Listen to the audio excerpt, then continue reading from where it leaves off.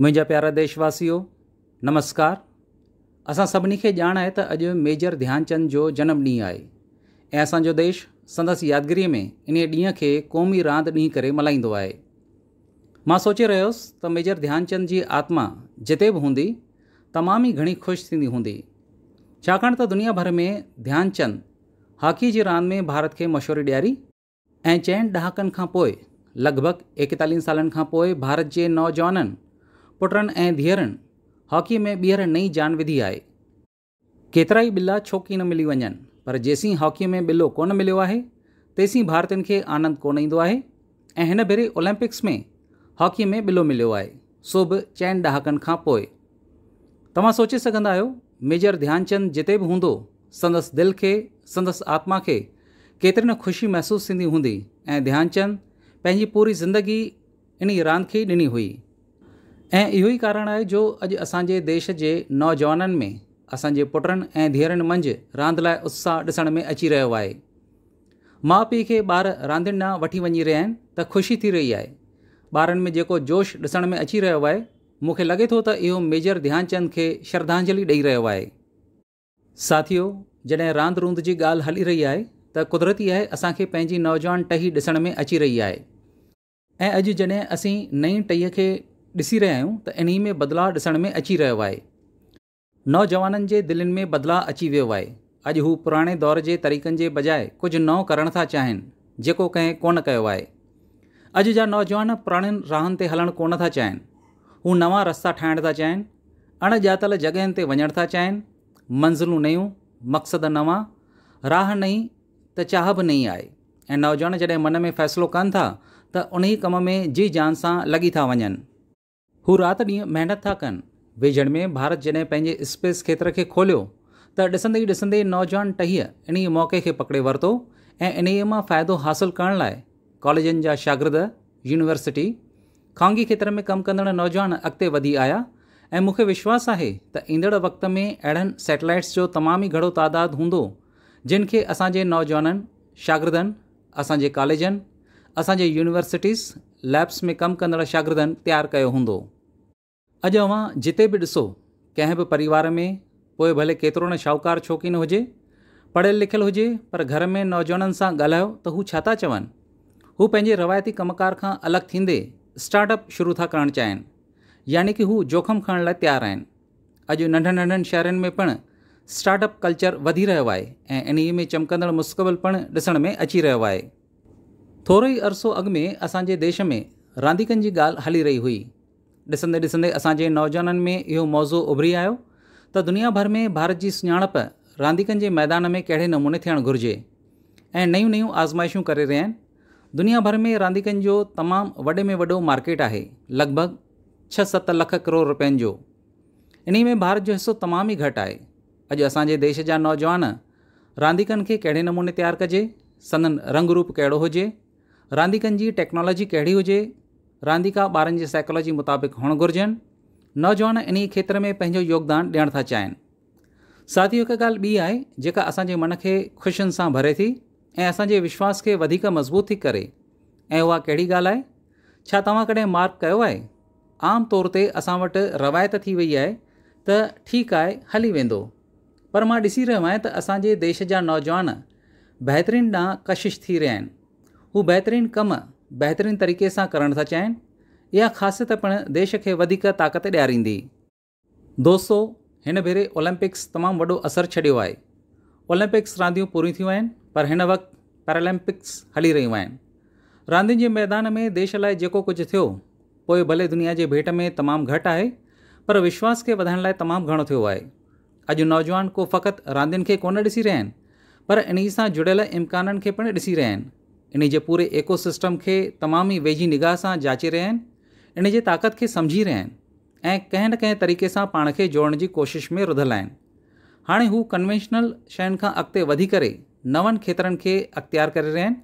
ऐं मुंहिंजा देशवासियो, जॾहिं एतिरो मोमेंटम अची वियो आहे, हर परिवार में रांदि बाबति ॻाल्हि हली रही आहे, त हाणे तव्हां ई ॿुधायो त छा इन मोमेंटम खे रोकणु घुरिजे या बीहणु ॾिजे? बिल्कुलु बि न। तव्हां बि मूं जीअं ई सोचे रहिया आहियो।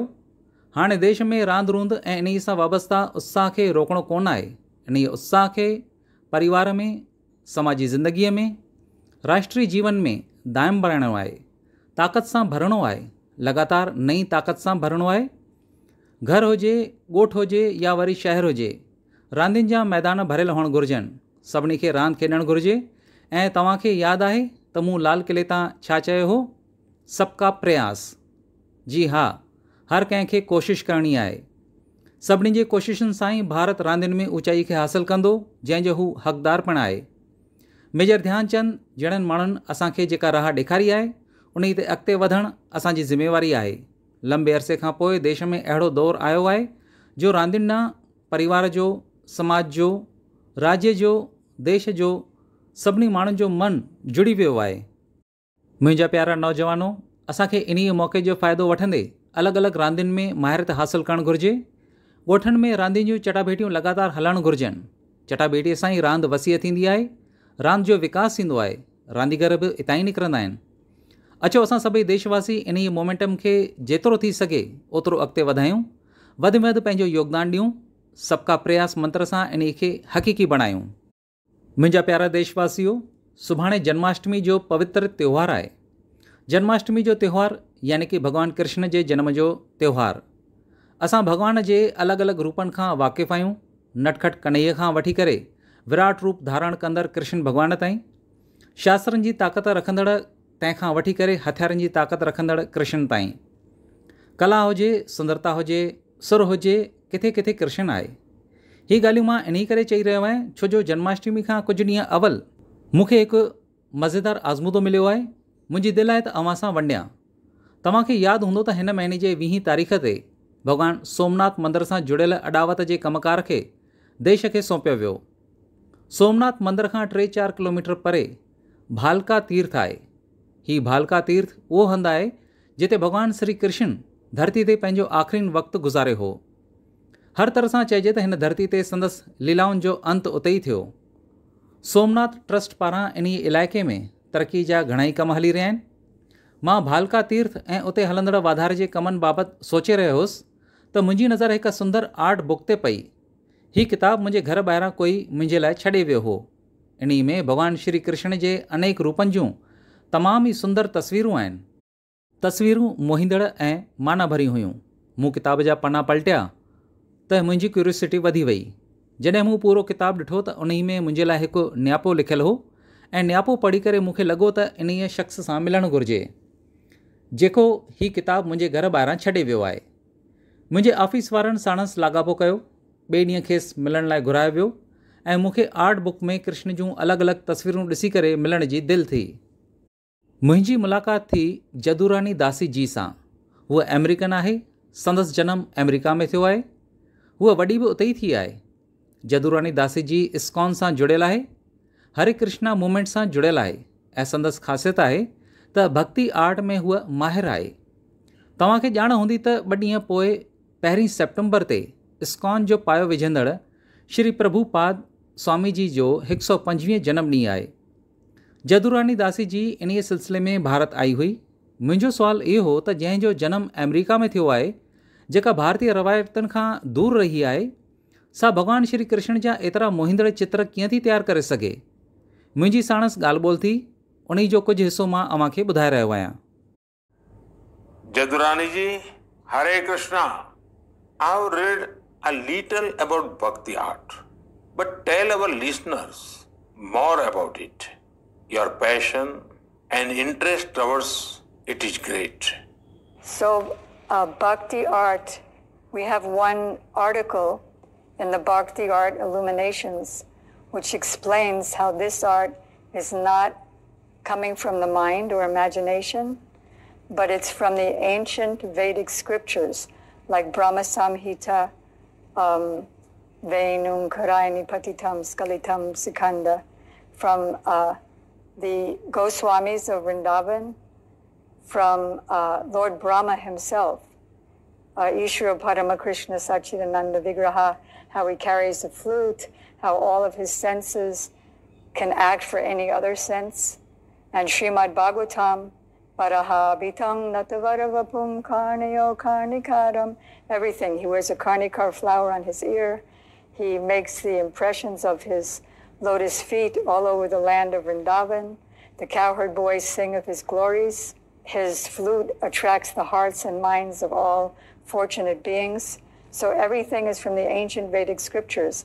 And the power of the scriptures, which are coming from transcendental personalities, and the pure devotees who are bringing it, the art has their power, and that's why it's transformational. It's not my power at all. Jadurani ji, I have one different type of question for you. Since 1966, in a way, and from 1976 physically, you have been associated with India for long. Will you please tell me, what does India mean to you? Prime Minister Ji, India means everything to me. I was mentioning, I think, to the Honorable President a few days ago that India has come up so much in technical advancement and following the West very well with Twitter and Instagram and iPhones and big buildings and so much facility. But I know that that's not the real glory of India. What makes India glorious is the fact that Krishna himself, the Avatari, appeared here. And all the avatars appeared here. Lord Shiva appeared here. Lord Ram appeared here.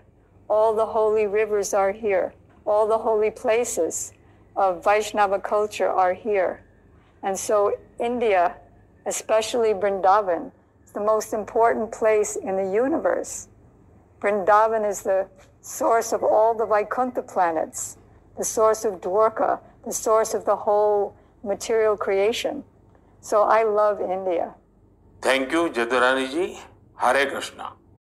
साथियों, जॾहिं दुनिया जा माण्हू अॼु भारतीय रूहानियत ऐं philosophy बाबति एतिरो सोचनि था त असांजी बि ज़िम्मेवारी आहे असीं इन्हनि रवायतुनि खे अॻिते जारी रखूं।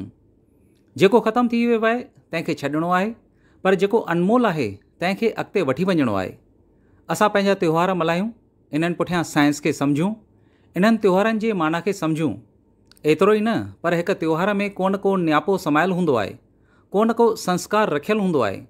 असांखे इहो सुञाणणु घुरिजे, इन खे जीअणु घुरिजे ऐं ईंदड़ पीढ़ियुनि लाइ इन खे वरसे में ॾियणु घुरिजे।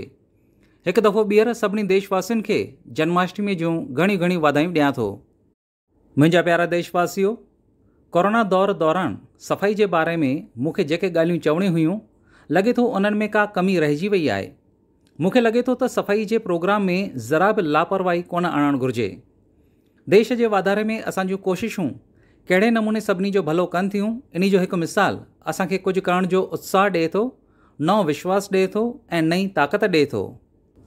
असां सभिनी खे ॼाण आहे त जॾहिं बि स्वच्छ भारत जी ॻाल्हि ईंदी आहे त इंदौर जो नालो अची वेंदो आहे, छाकाणि त इंदौर शहर साफ़ सफ़ाई में पंहिंजी हिकु अलॻि सुञाणप क़ाइमु कई आहे ऐं इंदौर वासी इन जा हक़दार पिणु आहिनि। असांजो इंदौर घणनि ई सालनि खां वठी करे स्वच्छ भारत रैंकिंग में अव्वल दर्जे ते बीठो आहे। हाणे इंदौर वासी इन रैंकिंग खां कुझु अॻिते करणु था चाहिनि, कुझु नओं था करणु चाहिनि ऐं हुननि वाटर प्लस सिटी जे राह में जी जान सां जुटी विया आहिनि। वाटर प्लस सिटी जी माना आहे अहिड़ो शहर जिते बिना ट्रीटमेंट जे सिवेज खे नदियुनि में कोन छॾियो वेंदो आहे। हितां जे नागरिकनि पंहिंजे नालियुनि खे सिवर लाइन सां जोड़े छॾियो। स्वच्छ अभियान बि हली रहियो आहे, तंहिं करे सरस्वती ऐं कान्ह नदियुनि में किरंदड़ गंदे पाणी जे मिक़दार में तमामु घणी गिरावट आई आहे ऐं सुधारो साफ़ नज़र अची रहियो आहे। अॼु असांजो देश आज़ादी जो अमृत महाउत्सव मल्हाए रहियो आहे, त असांखे यादि रखणु घुरिजे त स्वच्छ भारत अभियान जी रफ़्तार धीमी कोन थियणु घुरिजे। असांजे देश में जेतिरा वधीक शहर वाटर प्लस सिटी थींदा, ओतिरी सफ़ाई वधंदी, असांजूं नदियूं साफ़ रहंदियूं ऐं पाणी खे बचाइण जी हिकु इंसानी ज़िम्मेवारी पिणु क़ाइमु थींदी।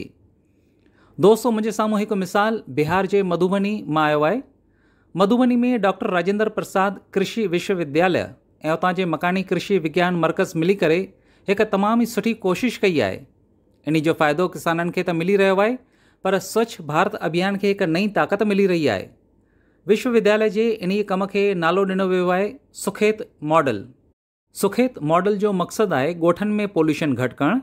इन मॉडल तहत ॻोठ जे घर घर में गोबर ऐं घरनि ऐं खेतनि मां निकिरंदड़ कचिरे खे जमा कयो वेंदो आहे ऐं इन एवज़ ॻोठ वारनि खे रसोई गैस सिलेंडर लाइ पैसा ॾिना वेंदा आहिनि।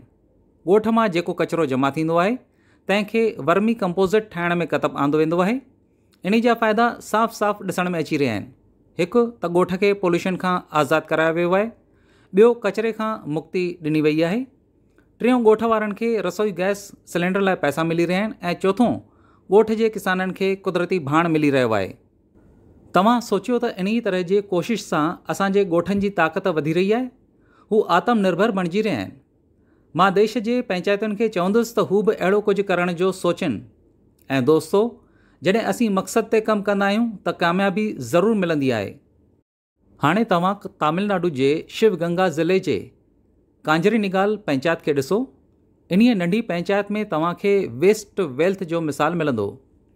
हितां जी ग्राम पंचायत मकानी माण्हुनि सां गॾिजी करे कचरे मां बिजली ठाहिण जो हिकु मकानी प्रोजेक्ट ॻोठ में लॻायो आहे। पूरे ॻोठ जो कचिरो जमा थींदो आहे ऐं इन मां बिजली तयारु थींदी आहे। बाक़ी बचियल हिसे खे कीटनाशक जे रूप में विकियो वेंदो आहे। ॻोठ जो इहो बिजली घर रोज़ाना 2 टन कचिरे खे ख़तमु कंदो आहे। इन मां पैदा थींदड़ बिजली ॻोठनि जे रस्तनि ऐं ॿियनि कमनि में इस्तेमालु थींदी आहे। इन मां पंचायत जो नाणो बची रहियो आहे ऐं इन नाणे खे ॿियनि तरक़ियाती कमनि में कतबु आंदो पियो वञे। हाणे तव्हां ई ॿुधायो त तमिलनाडु जे शिवगंगा ज़िले जे पंचायत असां देशवासियुनि में कुझु नओं करण जो उत्साह फूके रही आहे या न। इन्हनि त कमाल ई करे ॾेखारियो आहे। मुंहिंजा प्यारा देशवासियो, मन की बात हाणे भारत जे हदुनि ताईं महदूद कोन रही आहे।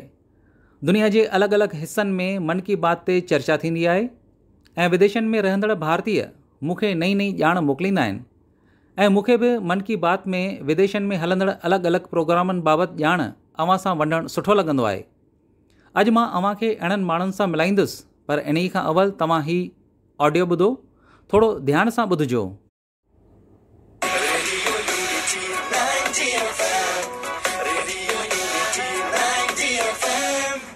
नमो नमः सर्वेभ्यः। मम नाम गंगा। भवन्तु शृण्वन्तु रेडियो यूनिटी 90 FM एक भारत श्रेष्ठ भारत। अहम् एकता मूर्तेयाः मार्गदर्शिका एवं रेडियो यूनिटी माध्यमे आर्जे अस्मि। अद्य संस्कृत दिनम् अस्ति। सर्वेभ्यः बहवः शुभकामनाः अस्ति। सरदार वल्लभभाई पटेल महोदयस्य लोहपुरुषः इति उच्यते। 13विंशतिसहस्रतमे वर्षे लोहसङ्ग्रहस्य अभियानं प्रारब्धम्। 34+ टन् परिमितं लोहस्य गलनं कृतम्। झारखण्डस्य एकः कृषकः मृद्गरस्य दानं कृतवान्। भवन्तु शृण्वन्तु रेडियो यूनिटी 90 FM एक भारत श्रेष्ठ भारत।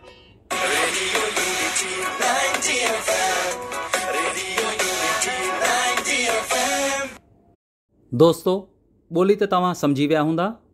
रेडियो ते संस्कृत में ॻाल्हायो पियो वञे ऐं ॻाल्हाईंदड़ आहे आरजे गंगा।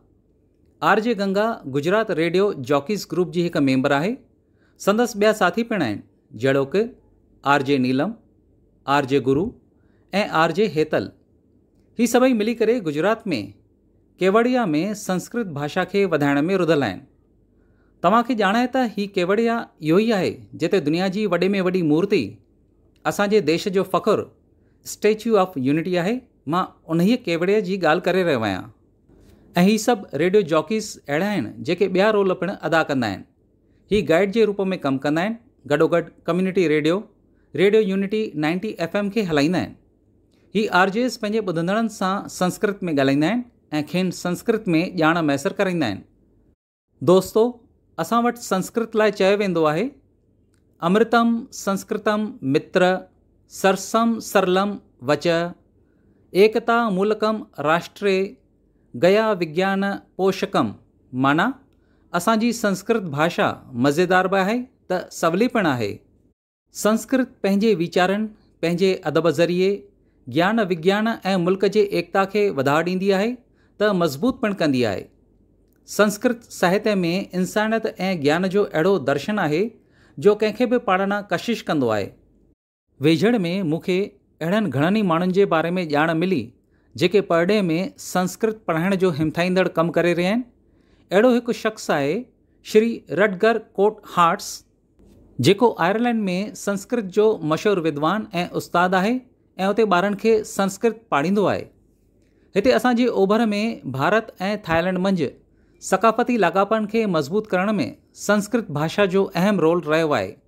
डॉक्टर चिरापत परपंड विद्या ऐं डॉक्टर कुसमा रक्षामणी इहे ॿई थाईलैंड में संस्कृत जे प्रचार में अहम रोल अदा करे रहिया आहिनि। हुननि थाई ऐं संस्कृत भाषा में भेट कंदड़ साहित्य खे लिखियो आहे। रशिया जे मॉस्को यूनिवर्सिटी में अहिड़ो हिकु शख़्स आहे प्रोफेसर बोरिस जाखरिन, जेको संस्कृत पढ़ाईंदो आहे। हुन घणा ई रिसर्च पेपर ऐं किताब शाया कया आहिनि। हुन घणनि ई संस्कृत किताबनि जो रूसी भाषा में तर्जुमो कयो आहे। अहिड़ीअ तरह ऑस्ट्रेलिया में सिडनी संस्कृत स्कूल उन्हनि ख़ासि हंधनि मां हिकु आहे जिते शागिर्दनि खे संस्कृत भाषा पाढ़ी वेंदी आहे। इन्हीअ स्कूल जा ॿार संस्कृत ग्रामर कैंप, संस्कृत नाटक ऐं संस्कृत ॾींहं जहिड़ा प्रोग्राम कंदा आहिनि। दोस्तो विझण में जेके कोशिशूं थियूं आहिनि तिन सां संस्कृत लाइ हिकु नई सुजाॻी पैदा थी आहे। हाणे वक़्तु आहे त इन्हीअ ॾिस में वधीक कोशिशूं करणु घुरिजनि। पंहिंजे वरसे खे संभाले ईंदड़ पीढ़ीअ खे ॾियणु असांजो फ़र्ज़ु आहे ऐं ईंदड़ टही जो इन्हीअ ते हक़ पिणु आहे। हाणे वक़्तु आहे इन्हनि कमनि में वधीक उद्यम करण जो। दोस्तो, जेकॾहिं तव्हां इन्हीअ कोशिश में कंहिं बि अहिड़े शख़्स खे सुञाणींदा आहियो जंहिंजी ॼाण अव्हां वटि आहे त महिरबानी करे इन जी ॼाण सोशल मीडिया ते असां सां #सेलिब्रेटिंग संस्कृत सां वंडींदा। मुंहिंजा प्यारा देशवासियो, ईंदड़ कुझु ॾींहंनि में विश्वकर्मा जयंती अचण वारी आहे। असां वटि भॻवानु विश्वकर्मा खे दुनिया खे तयारु करण जे शक्ति तौरु मञियो वेंदो आहे। जेको बि पंहिंजे हुनर सां कंहिं शइ खे तयारु कंदो आहे, पोइ चाहे सुबण जो कमु हुजे या सॉफ्टवेयर या वरी सैटेलाइट हुजे, इहे सभई भॻवानु विश्वकर्मा जा इंकशाफ़ आहिनि। दुनिया में भले अॼु स्किल जी सुञाणप नए तरीक़े सां थी रही आहे, पर असांजे ऋषियुनि हज़ारे साल पहिरीं स्किल ऐं स्केल ते ज़ोर ॾिनो हो। हुननि स्किल खे, हुनर खे, माहिरत खे आस्था सां जोड़े करे असांजी ज़िंदगी जो हिसो बणाए छॾियो हो। असांजे वेदनि में पिणु घणाई भॼन भॻवानु विश्वकर्मा खे अर्पण कयल आहिनि। कुदरत जूं जेके बि वॾियूं वॾियूं रचनाऊं थियूं आहिनि, जेके बि नवां ऐं वॾा कम थिया आहिनि, असांजे शास्त्रनि में इन्ही जी क्रेडिट भॻवानु विश्वकर्मा खे ॾिनी वई आहे। इहे इन्ही जूं निशानियूं आहिनि त संसार में जेको बि वाधारो ऐं नवाण थींदी आहे सा स्किल ज़रिए थींदी आहे। भॻवानु विश्वकर्मा जयंती ऐं संदसि पूॼा पुठियां इहो ई वीचार आहे। असांजे शास्त्रनि में चयो वियो आहे, विश्वस्य कृते यस्य कर्म व्यापारः सह विश्वकर्मा, यानी जेके संसार ऐं अॾावत सां जुड़ियल सभई कम कंदो आहे सो विश्वकर्मा आहे। असांजे शास्त्रनि जे मुताबिक़ असांजे आसपास अॾावत जे कम में जेको बि हुनरमंद ऐं स्किल्ड माण्हू आहे से भॻवानु विश्वकर्मा जी विरासत आहिनि। इन्हनि जे बिना असां पंहिंजी ज़िंदगी जी कल्पना बि कोन था करे सघूं। तव्हां सोचे ॾिसो, तव्हांजे घर में बिजली जो को मसइलो अची वञे ऐं तव्हांखे जेकर इलेक्ट्रिशियन न मिले त छा थींदो? असांजे अॻियां वॾी मुसीबत अची वेंदी। असांजो जीवन अहिड़नि घणनि ई स्किल्ड माण्हुनि जे करे हली रहियो आहे। तव्हां पंहिंजे आसे पासे ॾिसो, लोह जो कमु कंदड़ हुजनि या वरी मिटीअ जा बासण तयारु कंदड़, काठ जो सामान ठाहींदड़ हुजनि या वरी बिजली जो कमु कंदड़, घर में रंग हणंदड़ हुजनि, सफ़ाई वारा या वरी मोबाइल फ़ोन ऐं लैपटॉप रिपेयर करण वारा, इहे सभई पंहिंजे स्किल जे करे सुञाता वेंदा आहिनि। जदीद दौर में इहे ई विश्वकर्मा आहिनि।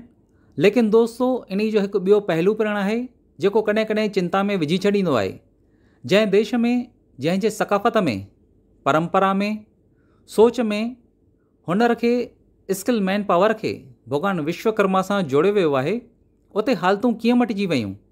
कंहिं ज़माने में असांजे परिवार में, समाजी ज़िंदगीअ में, देश जे जीवन ते हुनर जो तमामु घणो असरु हो, पर ग़ुलामी जे लंबे दौर में हुनर खे इज़त ॾियण जी भावना आहिस्ते आहिस्ते ख़तमु थी वई। ख़्यालात कुझु अहिड़ी थी वई जो हुनर ते आधारित कमनि खे नंढो करे लेखियो पियो वियो। ऐं अॼु ॾिसो त पूरी दुनिया हुनर यानी कि स्किल ते ज़ोर ॾेई रही आहे।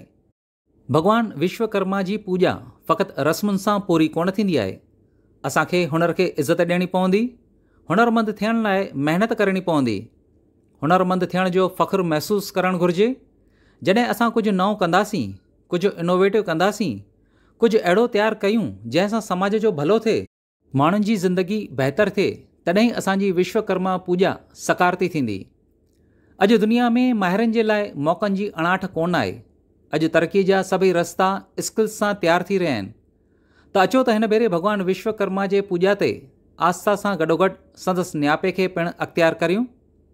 असांजे पूॼा जो जज़्बो इहो ई हुअणु घुरिजे त असां स्किल जे अहमियत खे सम्झूं ऐं स्किल्ड माण्हुनि खे पोइ भले इहो कहिड़ो बि कमु कंदा हुजनि तिन खे पूरी पूरी इज़त ॾियूं। मुंहिंजा प्यारा देशवासियो, हीउ वक़्तु आज़ादी जे 75 साल जो आहे। हिन साल असांखे हर रोज़ु नवां कसम खणणा आहिनि, नओं सोचणो आहे ऐं कुझु नओं करण जो पंहिंजो इरादो मुहिकम करणो आहे। असांजो भारत जॾहिं आज़ादी जा 100 साल पूरा कंदो तॾहिं इहे कसम संदसि कामयाबीअ में बुनियादु तौरु नज़र ईंदा। तंहिं करे असांखे इहो मौक़ो विञाइणु कोन घुरिजे।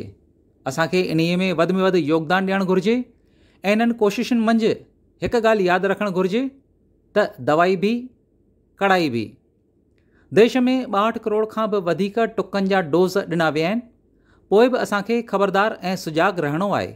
ऐं हा, हमेशह जॾहिं बि तव्हां कुझु नओं करियो, कुझु नओं सोचियो त उन में मूंखे ज़रूरु शामिलु कजो। मूंखे तव्हांजे ख़तनि ऐं न्यापनि जो इंतज़ारु रहंदो। इन ख़्वाहिश सां अवां सभिनी खे ईंदड़ त्योहारनि जूं घणियूं वाधायूं ऐं घणी महिरबानी। नमस्कार।